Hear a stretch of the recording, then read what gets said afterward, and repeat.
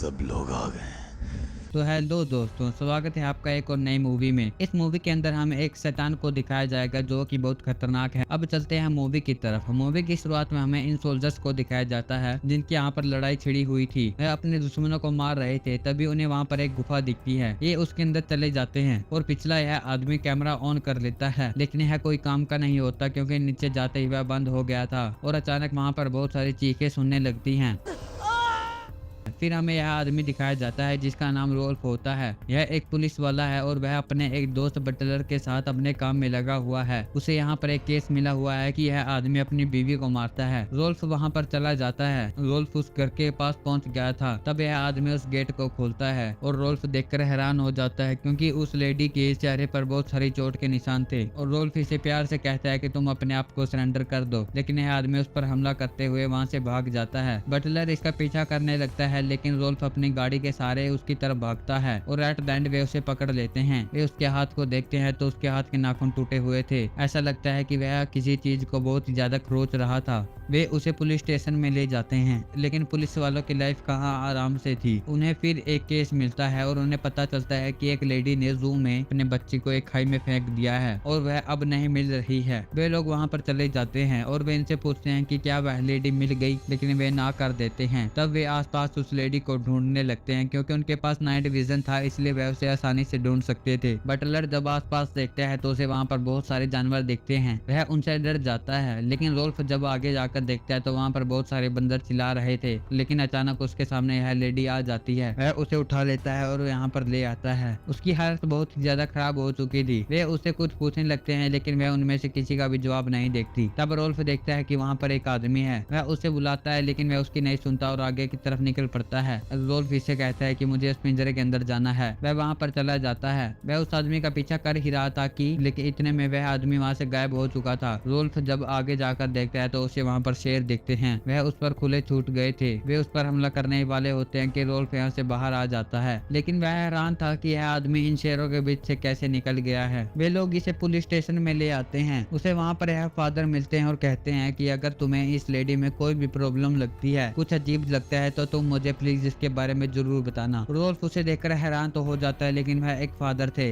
इसलिए वह कहते हैं कि ठीक है, अभी तक तो मुझे ऐसा कुछ लगा नहीं। फिर उनके पास एक और केस आता है। वे लोग वहाँ पर जाते ही उन्हें इन लोगों से पता चलता है कि बेसमेंट से कुछ आवाजें आ रही हैं। वे लोग यह सुनकर नीचे बेसमेंट में चले जाते हैं। बेसमेंट की हालत बहुत ही ज्यादा खराब थी। तब बटलर कहता है कि मुझे तो यहाँ से बहुत सारी बदबू आ रही है, इसलिए मैं तो ऊपर ही जा रहा हूँ। रोल्फ को साइड से कुछ आवाज आती है और जब वह देखता है तो वहाँ पर बहुत सारी फोटोज लगी हुई थी। वह जैसे ही दूसरी तरफ जाने की कोशिश करता है, अचानक उसके ऊपर कोई चीज गिरती है। जब वह उसकी तरफ ध्यान से देखता है तो यह एक आदमी था जो कि मर चुका था और उसकी हालत हद से ज्यादा खराब हो गई थी। उसके ऊपर बहुत सारी मक्खियां थी। रोल्फ इस आदमी के बारे में उन सभी से पूछते हैं, लेकिन वे कहते हैं कि हमें इसके बारे में नहीं पता। उसके पास एक आई कार्ड था। वह उसकी मदद से उसके घर पर जाने की होती है। वे लोग वहाँ पर चले तो जाते हैं, लेकिन वहाँ पर उन्हें कुछ नहीं मिलता। तभी वे खोजते खोजते उन्हें यह फोटोज दिख जाती हैं। तब उन्हें पता चलता है कि यह सोल्जर था और उसके साइड में उसकी बीवी की फोटो होती है। और यह देखकर वह हैरान हो जाते हैं क्योंकि यह वही लेडी थी जिसने जू में अपने बच्चे को फेंका था। और जब वे थोड़ी सी आगे जाते हैं तो देखते हैं कि वहाँ पर उन्हें कुछ आवाज आ रही है। वे इस कमरे के अंदर देखते हैं तो वहाँ पर एक कुत्ता बंधा हुआ था जिसके गले में टूटे हुए जीसस की मूर्ति थी और दूसरी तरफ इस बिल्ली को भी जीसस की तरह टांग रखा था और उसकी हालत बहुत ही ज्यादा खराब थी। फिर हमें रोल्फ की फैमिली को दिखाया जाता है जहाँ पर वह अपनी बेटी और अपनी बीवी के साथ रहता है और उनकी लाइफ अच्छी गुजर रही थी, लेकिन उन्हें क्या पता था कि आने वाले टाइम में उनके ऊपर एक पहाड़ गिर जाएगा। तो फिर रात पुलिस स्टेशन में चला जाता है। वहाँ पर जू की भी फुटेज आ गई थी। वे लोग उस फुटेज को देखते हैं। तब उन्हें पता चलता है कि इस लेडी के सामने वही आदमी आ गया था और वह उसे कुछ दिखाता है। यह देखते ही वह अपने बेटे को इस खाई में फेंक देती है और अजीब सी हरकतें करने लगती है। ये सभी के सभी उसे पकड़ने की कोशिश करते हैं, लेकिन वह वहाँ से बचकर निकल जाती है। और तब यह आदमी कैमरे के पास आता है और उसे अपना चेहरा दिखाता है और हमें पता ही था कि रोल्फ उसके पीछे लग गया था, लेकिन वह शेर को कुछ कहता है और वह उससे आगे निकल जाता है। यह सब देखकर रोल्फ हैरान हो गया था कि कोई आदमी ऐसा कैसे कर सकता। वह यहाँ से अपना काम पूरा करते हुए इस लेडी के पास आ गया था और इसका नाम जैन। वे लोग जैन के पास आ जाते हैं और इसे पूछने लगते हैं कि उस आदमी ने तुम्हें क्या कहा था जो तुमने अपने बच्चे को यहाँ पर फेंक दिया, लेकिन जैन उन्हें कुछ नहीं बताती। तब रोल्फ उसे यह फोटो दिखाता है और बताओ कि तुम इसके बारे में कुछ जानती हो, लेकिन वह देखते ही अचानक शांत हो जाती है और देखते देखते वह उस पर हमला कर देती है। रोल्फ अपने हाथ को बाहर खींच लेता है। उसके साथ फादर भी थे। वह इसको शांत कर देते हैं। लेकिन काफी टाइम बाद हम फिर देख पाते हैं कि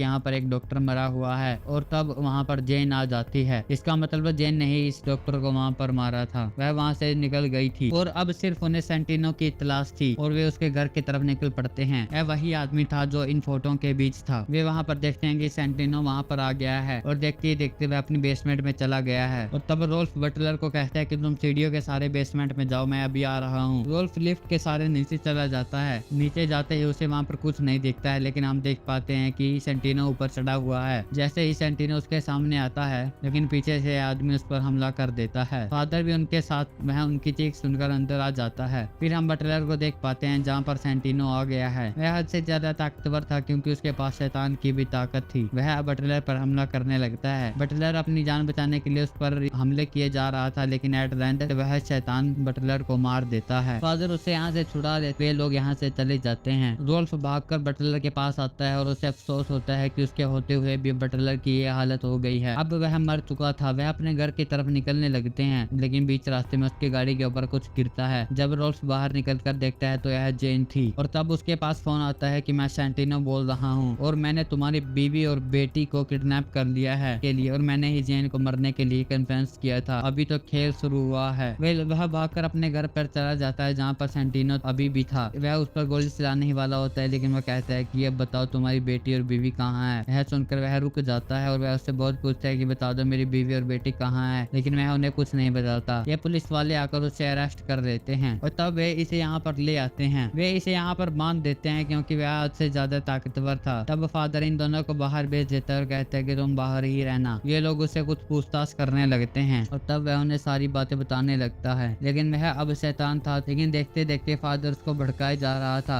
और कह रहा था कि तुम्हारा नाम क्या है। तो तब वह उसे अपना नाम बता देता है क्योंकि उसकी हालत अब खराब हो चुकी थी। उसका नाम पता लगते ही वह उसे मुक्ति दिलाने के लिए कुछ शब्द बोल और एट द एंड वह सही हो जाती है। और तब रोल्फ इससे पूछता है कि बताओ मेरी बीवी और बेटी कहाँ है। वह उसे सब कुछ बता देता है जो कि कंटेनर में छिपे हुए थे और उन्हें सेंटिनो ने यहाँ पर बांधा हुआ था। और मूवी यहीं पर खत्म होती है। भाई प्लीज जाते जाते चैनल को सब्सक्राइब करते हुए जरूर जाना।